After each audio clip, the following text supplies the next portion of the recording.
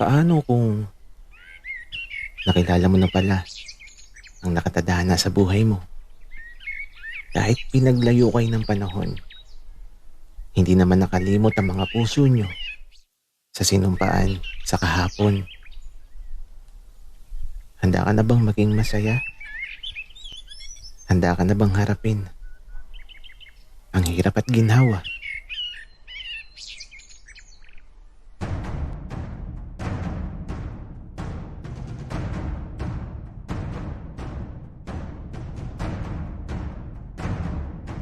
Kaibigan, huwag mong kalimutan mag-subscribe sa aming channel at huwag din kalimutan i-click ang notification bell at subscribe button. Subscribe na!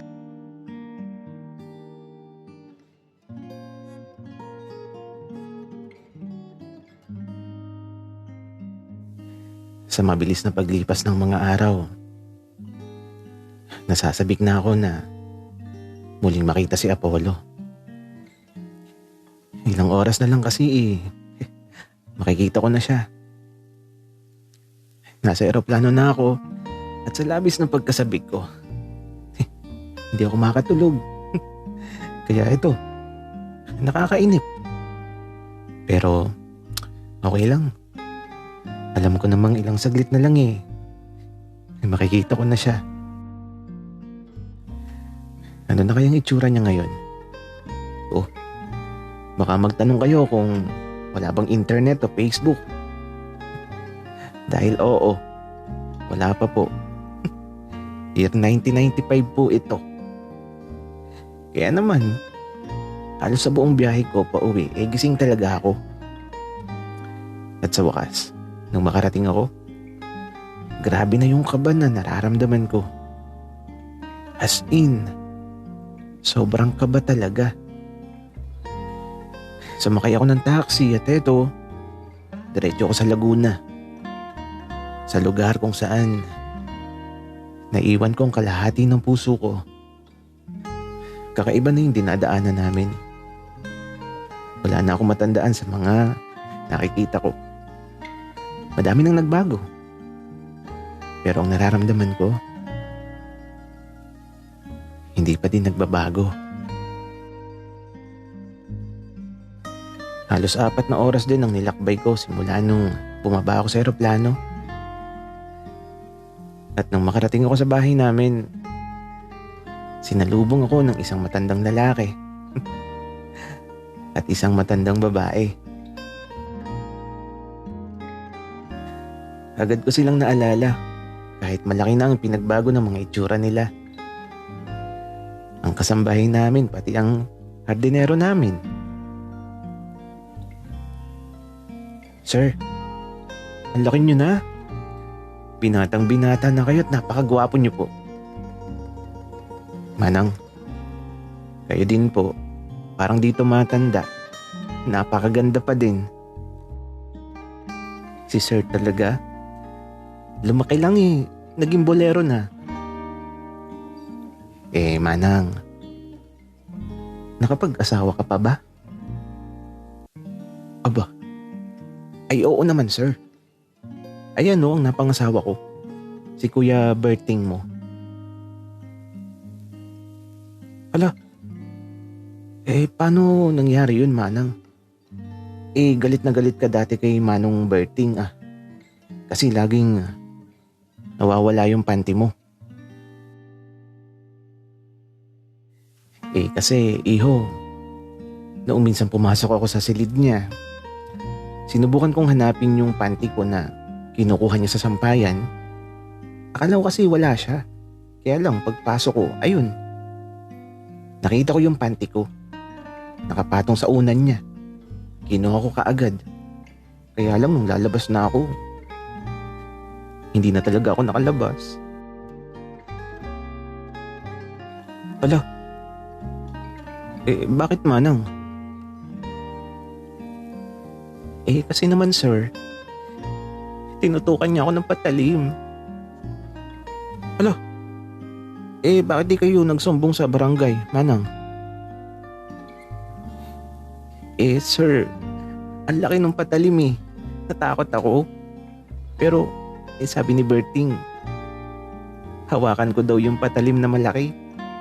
Ewan ko ba sir, hindi na ako nakasigaw.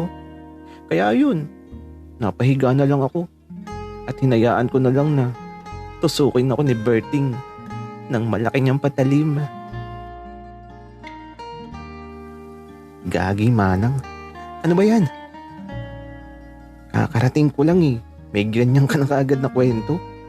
Ay naku, akala ko naman totoong patalim ang itinutok sa'yo. Eh sir, gwapo naman kasi si Berting. Kaya pumayag na din ako. At saka may anak na kami. Buti na lang at nagmana kay Berting. Binata na yung anak namin. Oo naman. Pero, Manang, bukas ng umaga, gisingin mo ko ng 4 a.m. Alis ako ng maaga, tapos magluto ka ng umagahan. Ipagbalot mo ako kasi doon na ako kakain sa bahay nila, Apollo. Ala, ang batang yun. Madalas na dumadaan dito yun dati. Nagtatanong palagi kung nakauwi ka na. Talaga ba, Manang? Naiinip na siguro yun kasi napakatagal kong nawala. Oo, sir. Naiinip na yun. O siya, bukas magluluto ako ng masarap para sa umagahan nyo. At saka sir, matulog ka na. Ating gabi na kasi.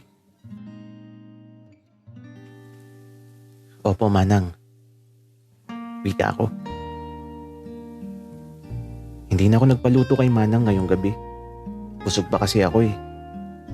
Kaya lang, sa paglipas ng mga oras, hindi naman ako makakatulog. Sobrang excited kasi talaga ako. Kaya walang tulog. At bago pa mag 4 a.m. bumangon na ako. At eto, naligo na ako. At si Manang naman, nagluluto na ng babaunin ko. Sir, kamusta ang tulog? Manang, di naman ako nakatulog. Ako, sir. Naninibago ka siguro sa oras. Oo nga po, Manang. At saka mamaya pala, pag alis ko, hindi ko alam kung anong oras ako babalik. Sir, miss mo na din siguro siya. Manang, alam mo, sobrang miss ko na siya. At napakatagal kong hinintay ang pagkakataon na to. Napapangiti na lang talaga si Manang dahil sa sinasabi ko. Kaya naman nang matapos niyang maihanda yung babaunin ko, eto, nagpaalam na ako at nagsimula na ako maglakad patungo sa lugar kung saan ko matatagpuan ang bubuo sa puso ko. Mukhang liwayway na.